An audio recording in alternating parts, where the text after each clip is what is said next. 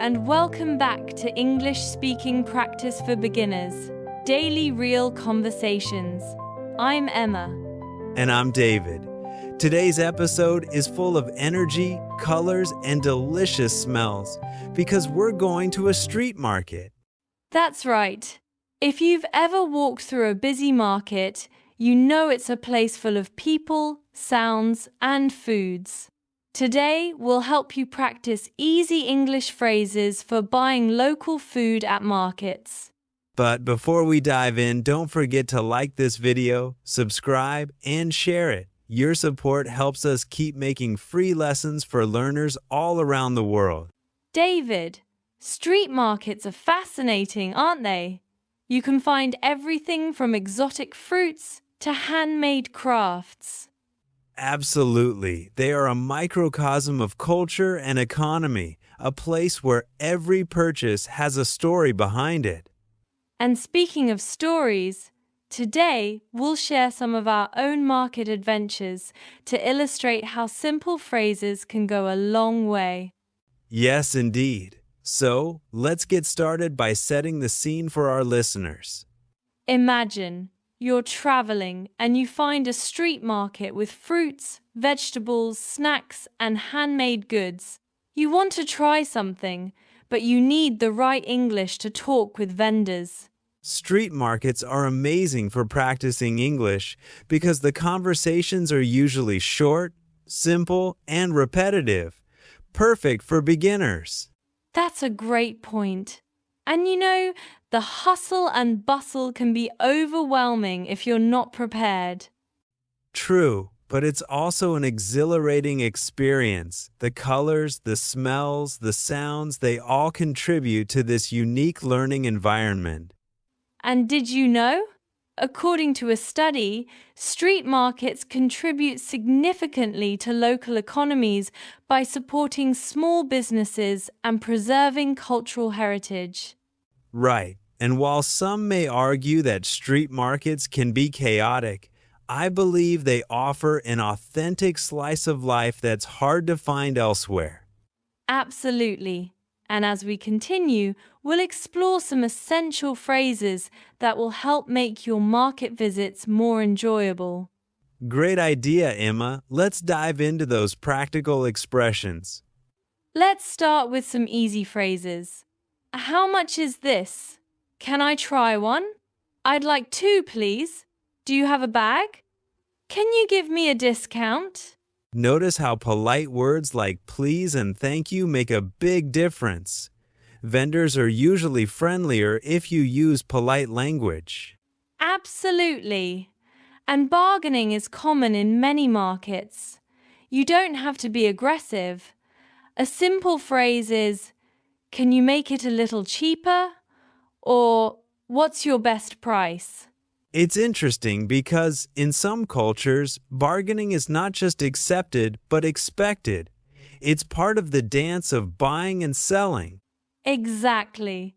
And a study found that 60% of people enjoy bargaining because it adds a personal touch to shopping. However, some might feel uncomfortable or shy doing it, fearing they might offend the vendor. True, but with practice, you'll see it's a friendly negotiation. Now, let's move on to a mini dialogue to see these phrases in action. Sounds good, Emma. Let's do a quick role play.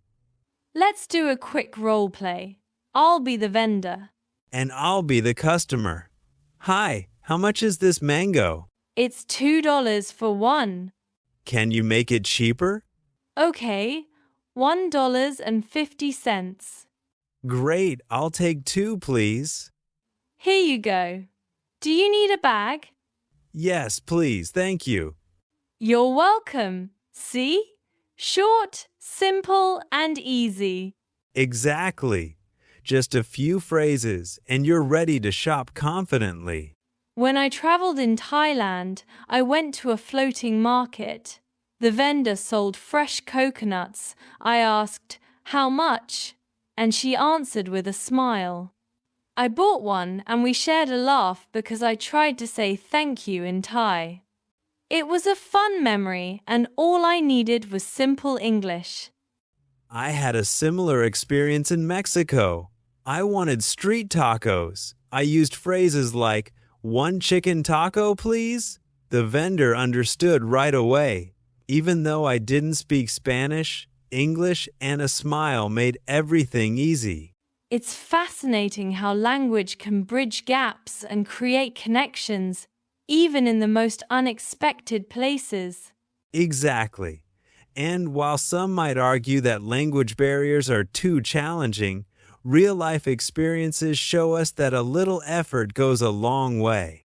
And did you know, according to a survey, 78% of travelers feel that learning basic phrases enhances their cultural experiences.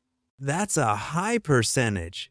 It shows how valuable language learning is for enriching travel. Absolutely. As we wrap up, let's recap some key lessons from today's episode. Great idea, David. Let's highlight the importance of using these phrases in real-world settings. So today we learned phrases for buying food at street markets, asking prices, bargaining, and being polite. Remember, how much is this? Can you make it cheaper? I'd like two, please. Simple but powerful. And don't forget that a smile can be your best tool in communication, crossing language barriers effortlessly. Exactly, Emma. And while some may find learning new phrases daunting, just remember, practice makes perfect. If you enjoyed this episode, please like, subscribe, and share. And let us know in the comments, what's your favorite street food? Thanks for joining us on this food and culture journey. We hope these tips will make your next market visit more enjoyable. All right, that's all for this episode. Thanks for listening, and we'll catch you next time. Bye-bye. Goodbye, everyone, and happy shopping at the markets.